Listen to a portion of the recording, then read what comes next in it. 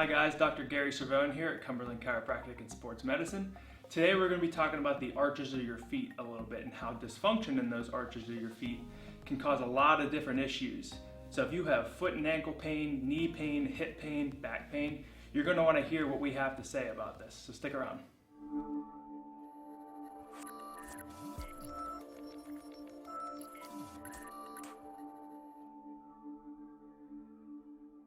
So what is the arch of your foot?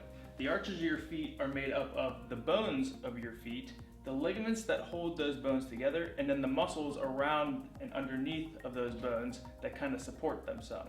So when we're looking at foot pain, ankle pain in our office, we kind of classify people into two different categories: a very loose foot, or flat feet, fallen arches, you've heard that before, or a very tight foot. So when we talk about a loose foot or fallen arches, flat feet, what's actually happening is that arch of your foot is starting to fall down a little bit. And that can be due to repetitive stress on those muscles, genetic predisposition, or an old injury of the foot, something like that. And what that's going to do is it's going to cause a lot of stretch and strain on the bottom of the foot and on that plantar fascia. And that's what we call plantar fasciitis. And if you've known someone that had plantar fasciitis or you've had it yourself, it's extremely painful and hard to walk with. And walking on that is going to cause you a lot of issues. So you try to compensate away from that some, and then that can cause a lot of other issues all the way up the chain, at the knee, at the hip, and the low back, just because you're not putting as much pressure on that foot. So you could also have a very tight foot. And what that means is these joints, these muscles, these ligaments, everything in the foot are just very, very tight. They're very locked together.